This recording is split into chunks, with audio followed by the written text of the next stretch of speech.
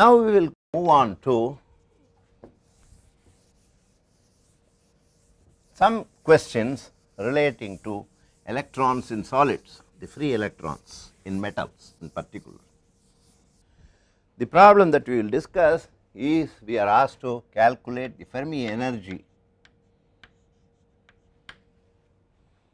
of sodium at 0 K. We are given that the density of sodium is 970 kilograms per meter cube.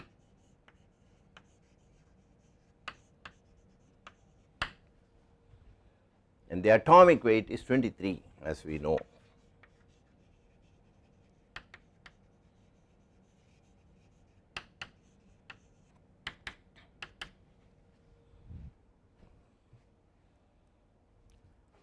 We know that the basic expression for the Fermi energy is h square by 8m into n by pi to the power 2 by 3, where n is the electron concentration.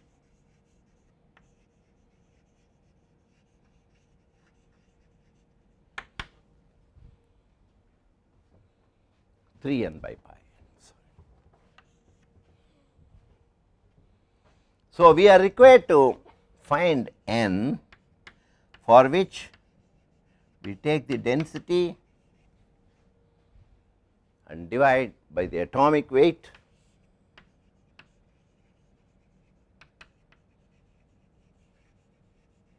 and multiply by the Avogadro number.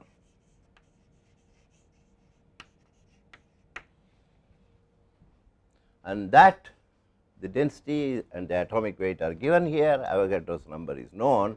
The result of this calculation is 2.54 into 10 to the power 28 electrons per meter cube. We are assuming that since sodium is monovalent, that this is really the number of atoms per in unit volume, and assuming that each atom donates one conduction electron, we get the number of electrons per unit volume as this, and therefore, substituting this value of n, we get the Fermi energy as 3.13 electron volts. It is just a question of substituting in this expression here. So, that is the Fermi energy of sodium at 0 Kelvin. In the next problem, we again deal with sodium. We are asked to find the energy level in sodium at absolute 0, for which the probability, no, not at absolute 0, but the probability of occupation of this energy level at a temperature of 300 Kelvin is 0.5. Energy level whose probability of occupation. Since we are at 300, for given the result of the previous problem, that E of the Fermi energy at 0 K is at 3.13 electron volts. For this, we go back to the Fermi Dirac distribution function,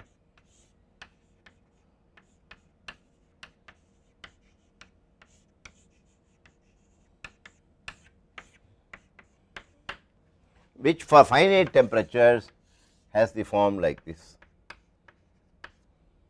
We have discussed all this already.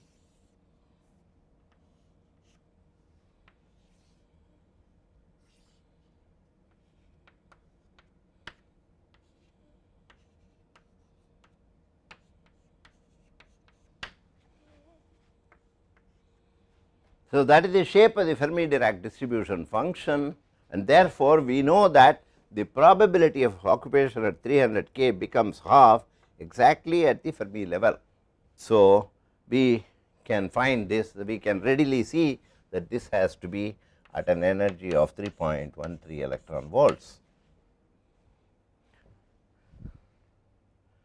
This is true in general of all metals.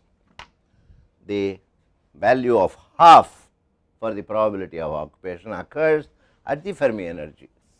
In the same way, we can find the value of the energy at which the probability of occupation becomes, for example, 0.75.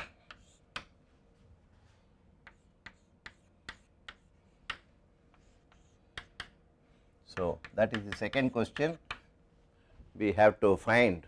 So, substituting 0.75 equal to 1 by exponential e minus 3.13 by kb into 300 plus 1. Substituting in this, we can readily see that the E happens to be something like 3.10 electron volts, and that would be, this is 3.13 and this will be somewhere here 3.10 electron volts, in which we have a probability of occupation of 0.75.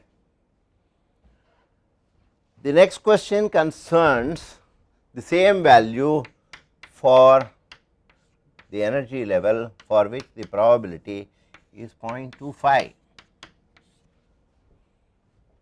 and for following the same procedure, we find the corresponding energy is 3.16 electron volts. In other words, we have the Fermi tail here and it is slightly above the Fermi level. This is 3.16 electron volts, and that is where the probability reduces further from 0.5 to 0.25, but still it is non-zero. So, states here are occupied with a probability of 1/4. The next problem is about the chemical potential.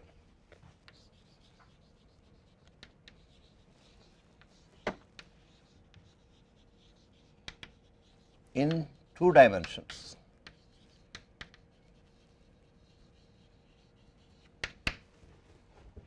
Or at any temperature.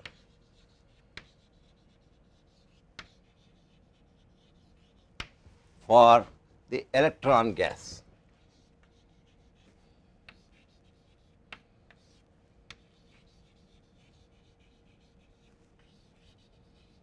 And we are required to prove, this is the standard symbol for this is mu, and this is, we are required to prove that this is equal to EF0 at, this is the Fermi energy at T equal to 0 K. This is mu of T, mu at any temperature. So, in order to prove this, we have to start from the so called Sommerfeld expansion.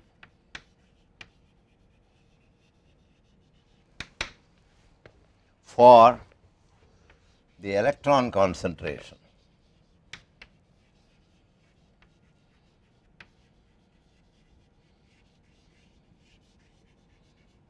N at any temperature T.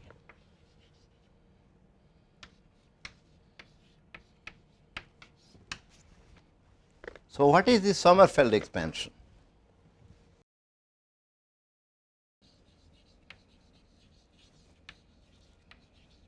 Let us consider this before answering the question. So, let us discuss the Sommerfeld expansion. In order to use this, we consider integrals of the form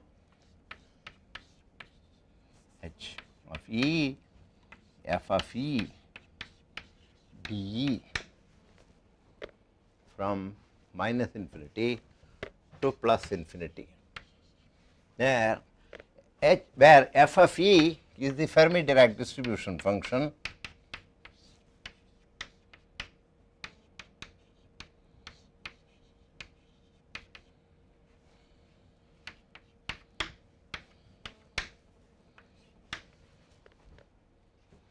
and the function h of e tends to 0 or vanishes as e tends to minus infinity and diverges no more rapidly than some power of epsilon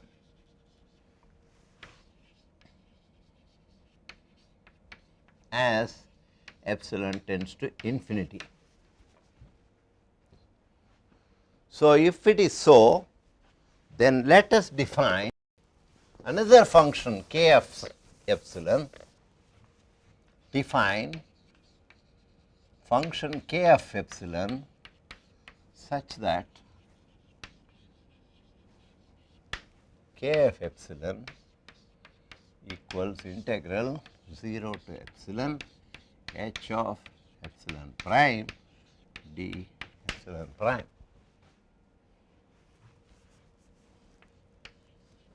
In other words, h of epsilon is just d k of epsilon by d epsilon. With this definition, now let us go back to, let us call this integral I, then this integral may be integrated by parts.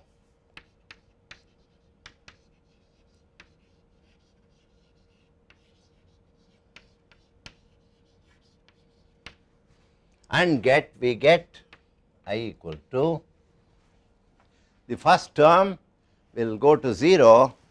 So, we will have integral minus infinity to plus infinity k of e into minus df by de times de.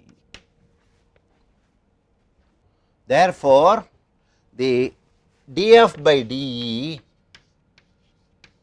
is large only around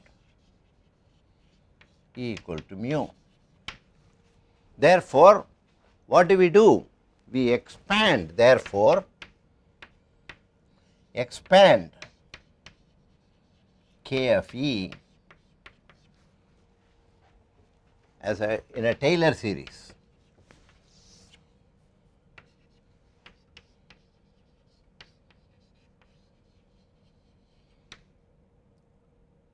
At epsilon equal to mu in this integral I.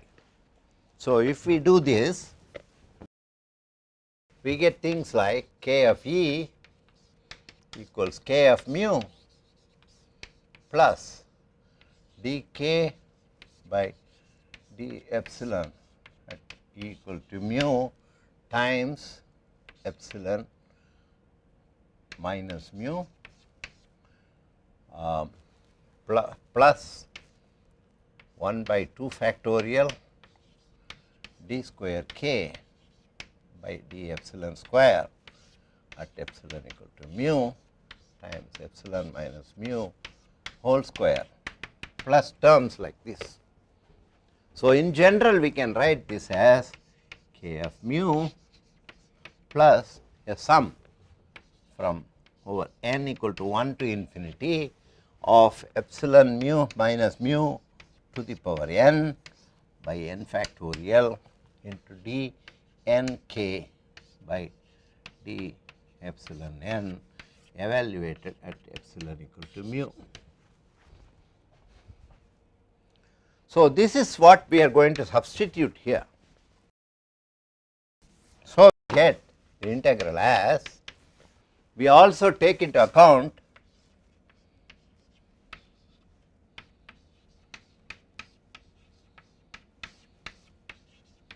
the fact that this is a delta function with a value 1 from minus infinity to plus infinity. This is an even function, so like this. So, that will be df by d. Strictly it becomes, in the limit it becomes a delta function. So, we use this property and therefore, it is an even function. of epsilon. Therefore, in this integration over E, we are only left with terms which are even n. So, taking only those terms, we can write the integral, required integral as,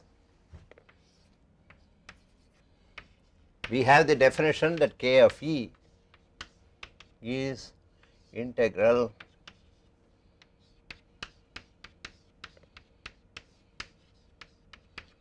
using that. So, the first term will be k of mu. So, this will be minus infinity to mu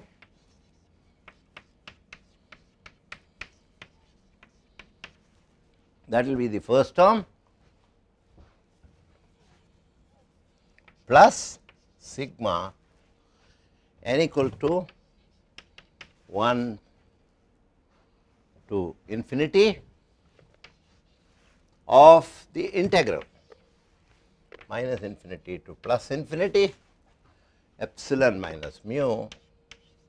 We consider only even terms. So, 2n to the power 2n and 2n factorial here into minus df by de into de into d 2n minus 1 by d epsilon 2n minus 1 of k evaluated at epsilon equal to mu times, and this is h because I have written 2n minus 1 here. So, this is the final result which we can now integrate. So, we finally make the substitution epsilon minus mu by k b t as x, because that is what is occurring in the derivative of the Fermi-Dirac function. Therefore, we get the integral finally as integral minus infinity plus h of e f of e d equals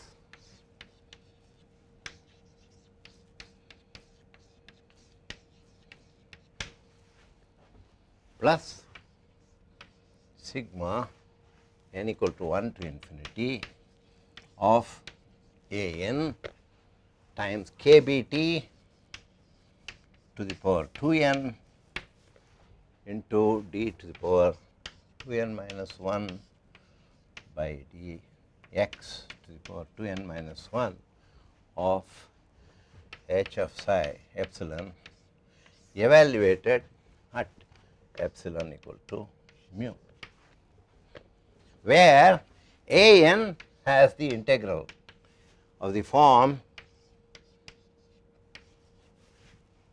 x to the power 2n by 2n factorial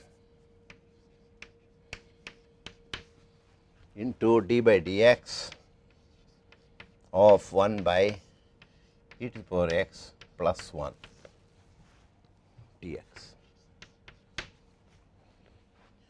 So, one can show that this integral can be evaluated, and we arrive at 2 into 1 minus 1 by 2 to the power n 2n plus 1 by 3 to the power 2n minus 1 by 4 to the power 2n plus 1 by 5 to the power 2n and so on. This is a standard result which we will assume here. So, this is written usually in terms of the Riemann zeta function.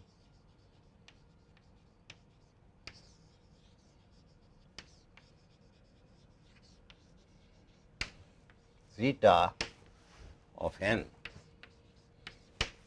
So, we write a n as 2 minus 1 by 2 to the power 2n minus 1 into zeta of 2n, where zeta n is 1 plus 1 by 2 to the power n plus 1 by 3 to the power n plus etc. So, this can be evaluated. So, zeta 2n in general has the form 2 to the power 2n minus 1 times pi to the power 2n by 2n factorial into Bn, where Bn is known as the Bernoulli number.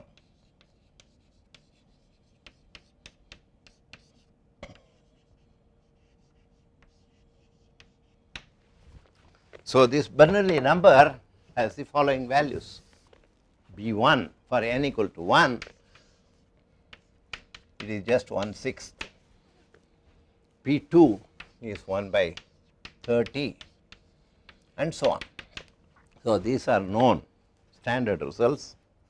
So, in most practical calculations in metal physics, we need to know rarely more than zeta 2. Zeta 2, the Riemann's zeta function is just pi square by 6. So, using this result, we get the chemical potential mu at any temperature T as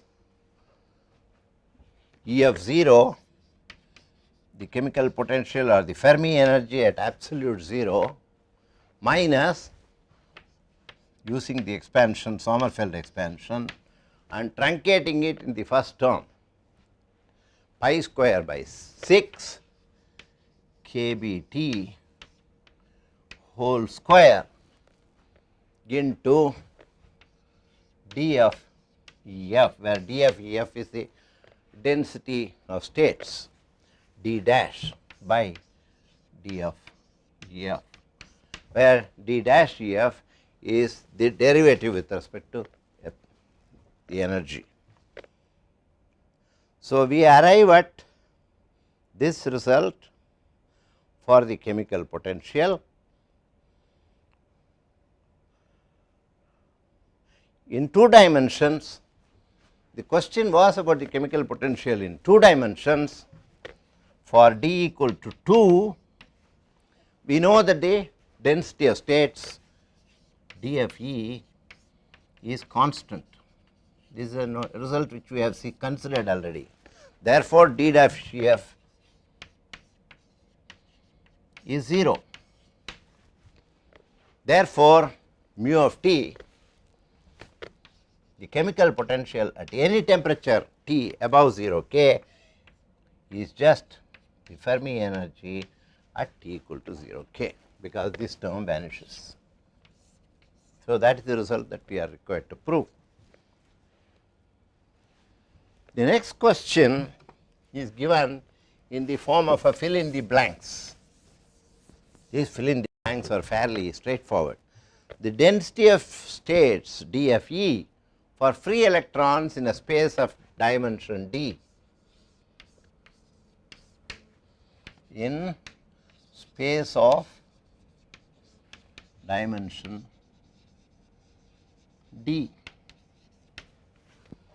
is proportional to the energy to the power n, where n is the answer. Obviously, we have considered this already. The answer is obviously d minus 2 by 2.